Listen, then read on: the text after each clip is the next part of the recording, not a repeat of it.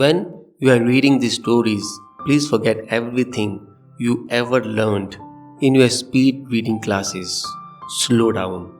Listen to the words in your heart as well as in your mind.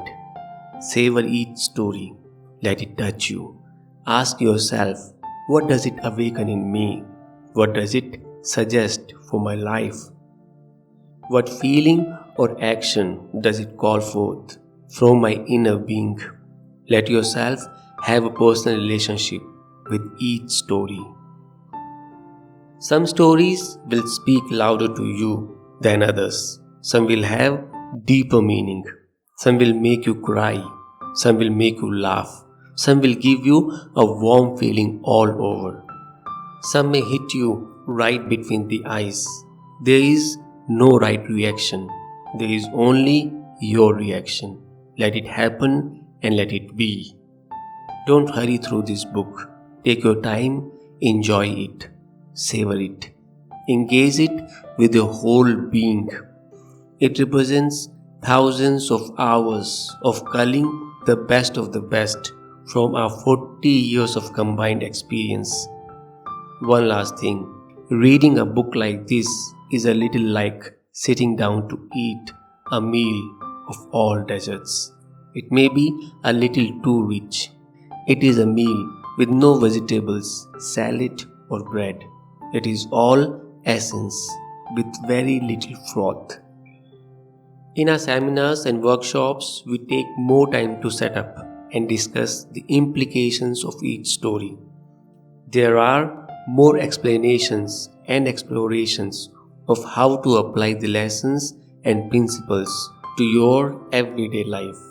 Don't just read these stories, take the time to digest them and make them your own. If you find yourself moved to share a story with others, do it. When a story makes you think of another person, call the person it brings to mind and share it. Engage these stories and let them move you to do whatever comes up for you. They are meant to inspire and motivate you. For a lot of these stories, we went back to the original source and asked them to write it or tell it in their own words. Many of the stories will be in their voice, not ours. We have attributed every story we could to the original source. For all of those that are from yellow speakers and trainers, we have included a contributors section in the back of the book where we have listed their name, address and phone number so you can contact them yourself if you wish. We hope you will enjoy reading this book as much as we have enjoyed writing it.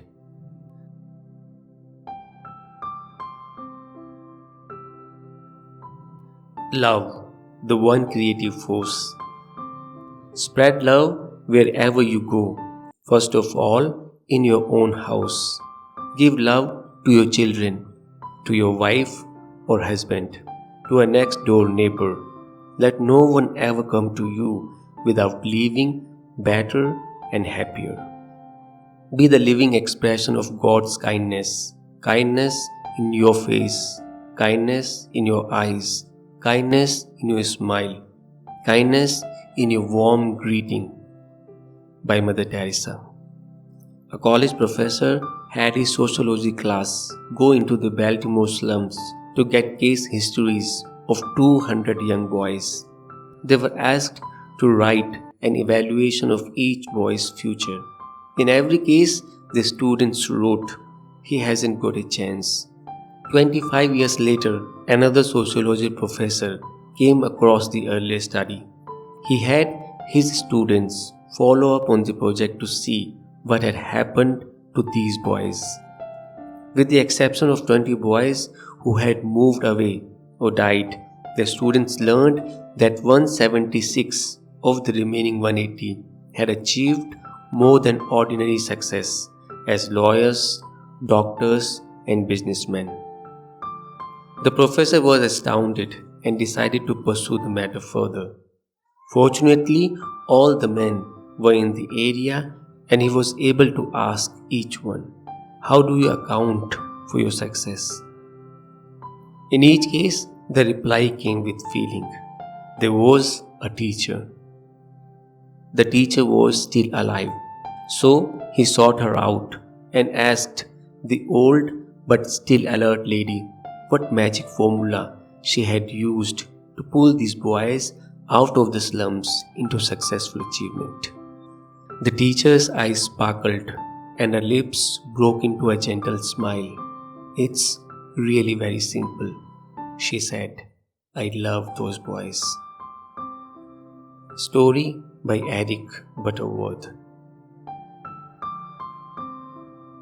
Story 2. All I Remember. When my father spoke to me, he always began the conversation with, "Have I told you yet today how much I adore you?" The expression of love was reciprocated, and in his later years, as his life began to visibly ebb, we grew even closer, if that were possible.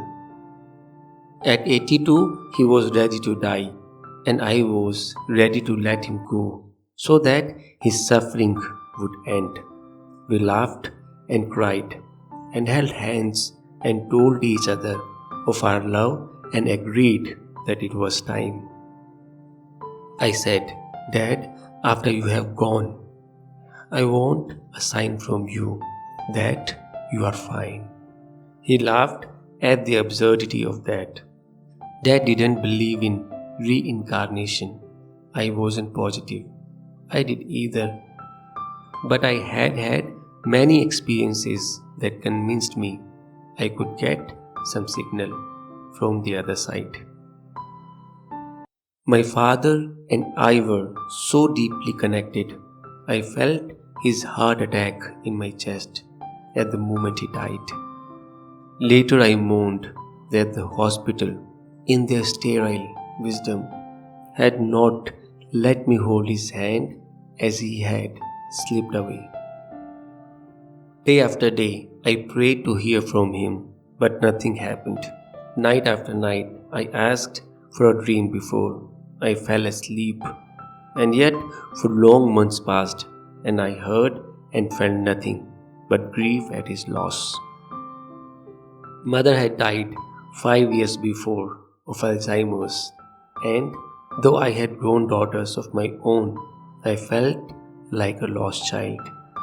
One day, while I was lying on a massage table in a dark, quiet room waiting for my appointment, a wave of longing for my father swept over me.